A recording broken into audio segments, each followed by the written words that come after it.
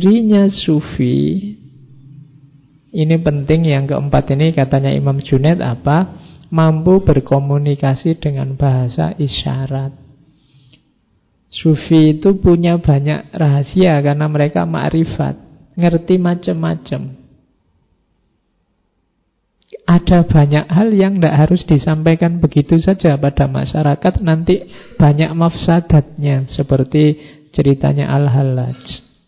Maka sufi harus pinter-pinter berkomunikasi dengan bahasa simbol-simbol.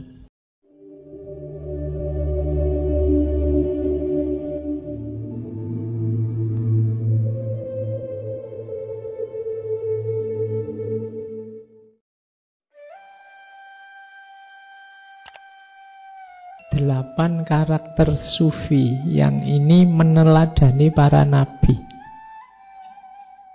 Kalian yang belajar tasawuf, wujudkan ini. Ini termasuk rangkaian dari husnul khuluq, akhlak yang baik. Sufi itu punya 8 ciri. Yang pertama, cirinya Nabi Ibrahim, yaitu murah hati. Nabi Ibrahim itu kan dikenal pemurah. Orang minta apapun akan dikasih. Bahkan ada cerita Nabi Ibrahim itu tidak pernah makan malam sendirian. Begitu dia mau makan malam, kok tidak ada temannya, dia akan keluar rumah nyari teman. Mungkin minta tetangganya untuk menemani. Jadi beliau ini sangat pemurah. Jadi ciri sufi yang pertama murah hati. Sufi kok pelit? Ya wis ndak usah dicari lagi teorinya, ya mesti bukan sufi. Jadi sufi itu murah hati. Kenapa sih sufi itu bisa murah hati? Karena dia sudah tidak terikat lagi dengan dunia. Jangankan ada orang minta, orang tidak minta pun kadang-kadang kalau beliau mau, ya hartanya dibagi-bagi, dikasihkan siapa yang ingin. Jadi ciri pertama itu. Ciri kedua, cirinya Nabi Ismail, ridho. Sufi itu selalu ridho, selalu menerima, selalu rela apapun ketetapan Allah atas dirinya. Tidak ada sufi kok mengeluh, sambat. Kalau kita kan terbiasa mengeluh, jangankan dapat musibah, hujan aja kan kita mengeluh. Panas juga mengeluh. Itu malaikat yang ngurusi cuaca mesti bingung. Ini menungso, ini dikasih hujan sambat, dikasih panas sambat, musim kemarau sambat, musim penghujan sambat. Kalau Nabi Ismail ridho, jangankan apa yang dimiliki, bahkan nyawanya sekalipun, kalau oleh Allah diminta, diberikan ikhlas. Kan kisahnya Nabi Ibrahim dapat wahyu untuk menyembelih, dan Nabi Ismail tidak pakai mendebat bapaknya. Kalau kamu mungkin kamu ajak debat, itu Allah beneran apa? Apa buktinya? Itu mesti gitu. Kalau tidak bisa ditak, kamu mesti nawar. Tapi kalau Nabi Ismail tidak. Nabi Ismail ngerti bapaknya Nabi, ya, terus kalau memang itu perintahnya Allah, ya silahkan. Ya meskipun tidak bisa ditiru, besok bapakmu tiba-tiba, aku tadi malam mimpi, bapakmu bukan Nabi. Ya. Tapi ini pelajaran untuk ridho sebenarnya. Apa yang menimbamu, terimalah. Ikhlaslah. Jangan banyak mengeluh. Jadi sufi berarti ridho. Tidak ada sufi kok protes, komplain.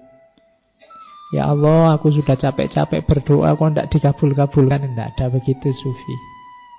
Sufi selalu ridho. Yang ketiga, cirinya Nabi Yakub, sabar. Nah ini kalian semua sudah tahu cerita kesabaran seorang Nabi Yakub. Dari orang konglomerat kaya raya,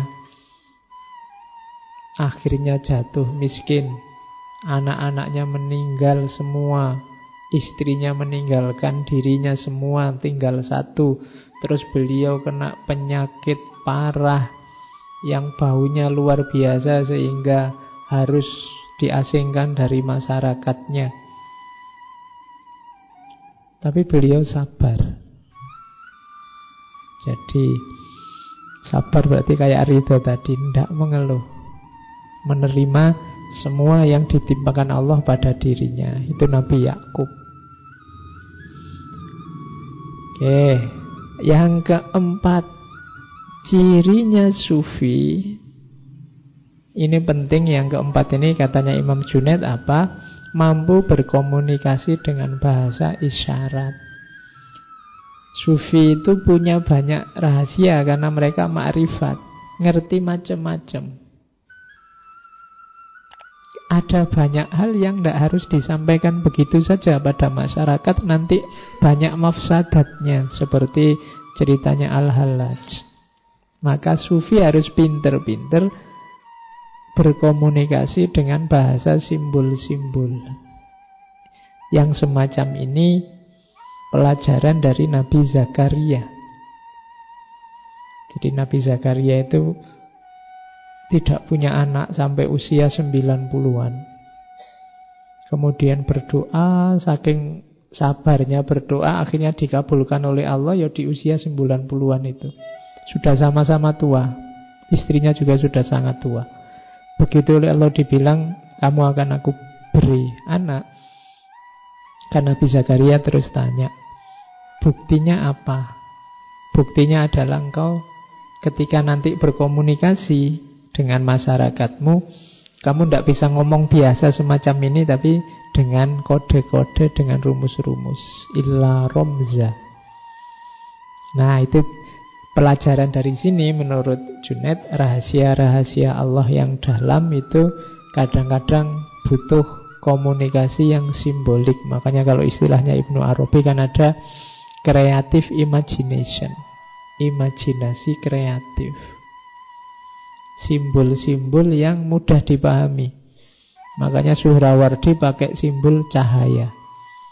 Nanti mungkin sufi yang lain pakai simbol yang lain. Karena kalau diomongkan apa adanya, orang bisa salah paham.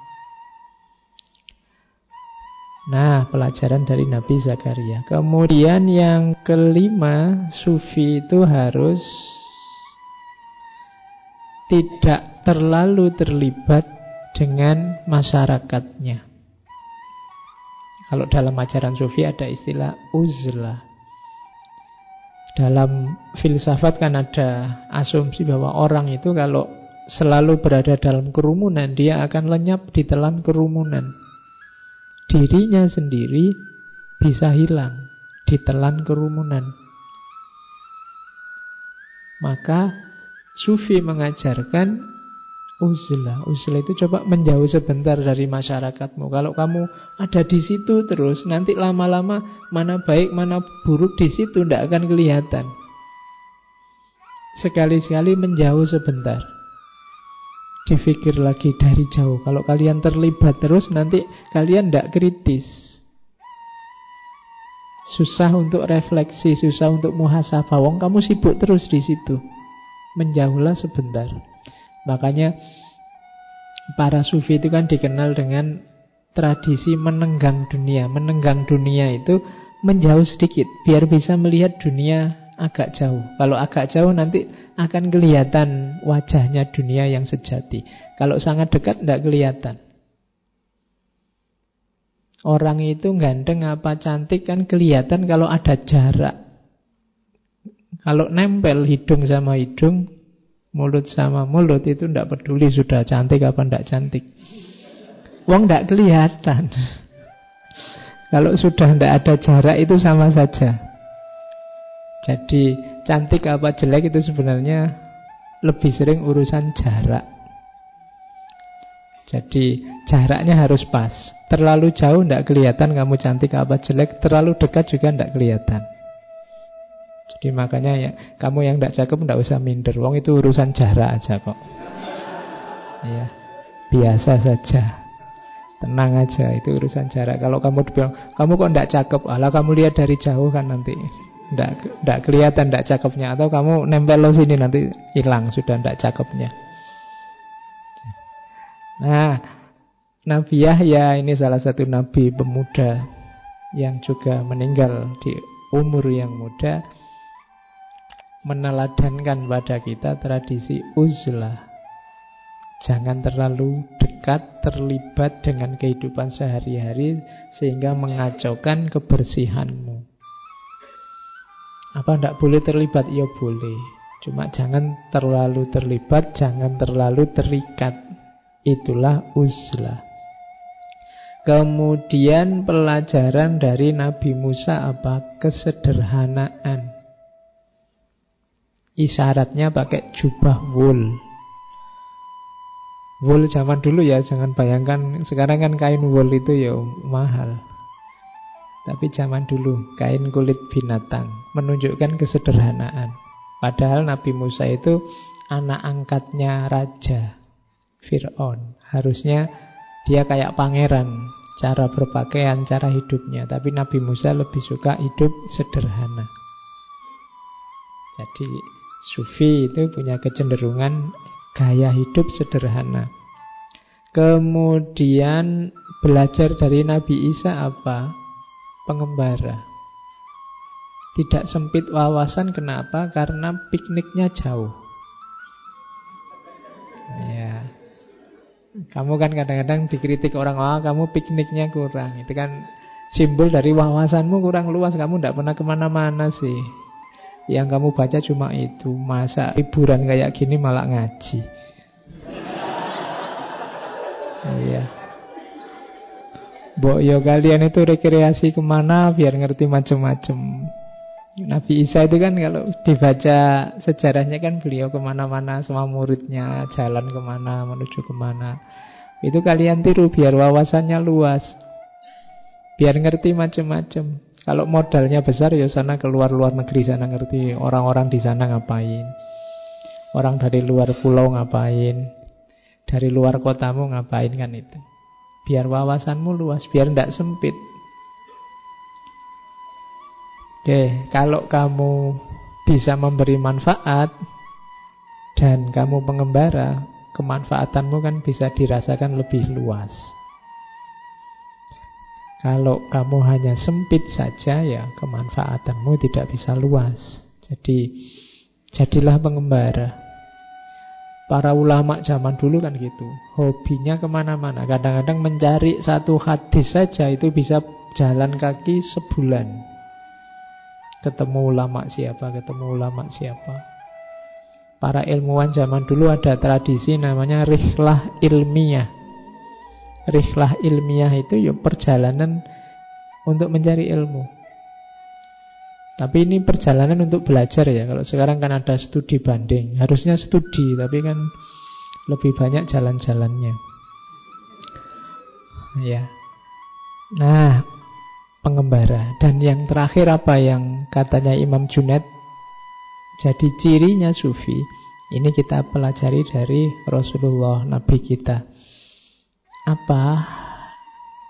Rendah hati. Jadi Rasulullah itu dikenal Nabi yang rendah hati, tidak sombong, tidak meninggi-ninggikan dirinya. Itu ciri utama harusnya yang diteladani umatnya.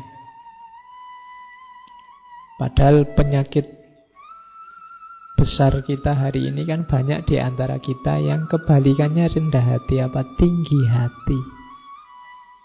Merasa diri paling benar, merasa diri paling cocok, paling lurus, paling manfaat. Nah, itu berarti kita tidak meneladani Rasulullah. Bahkan Rasulullah itu karena tawaduknya pernah bilang sampai la tusayyiduni, jangan kamu sayyidkan aku. Itu sebenarnya ekspresi tawaduk ya, meskipun kita sebagai umatnya tetap menghargai beliau. Jadi ekspresi ketawaduan. Ajaran Islam itu kan banyak mengajarkan tawaduk. Sebagai tamu kita disuruh ad-dhaif kal mayyit. Nah, kita posisinya kayak mayit, itu tawaduk. Tapi sebagai tuan rumah Kita disuruh tamu itu perlakukan kayak raja. Kamu tidak usah tanya, lu tamu itu harusnya kayak raja apa kayak mayit, Pak? Kalau kamu sedang bertamu, posisikan dirimu kayak mayit. Diapakan saja sama tuan rumah, dikasih apa saja, disuruh apa saja, manut. Tapi kalau pas kamu sebagai tuan rumah, jangan merasa bahwa kamu tamu berarti harus kayak mayit ini. Tidak. Kalau kamu tuan rumah, ilmunya tamu itu perlakukan kayak raja. Ini sebenarnya contoh sering saya bilang ya, nasihat itu, pepatah kebaikan itu dilihat konteksnya. Ini untuk siapa, kapan. Oke, jadi itu sifatnya sufi. Saatnya kita muhasabah, kita punya ndak kualitas-kualitas ini dalam diri kita.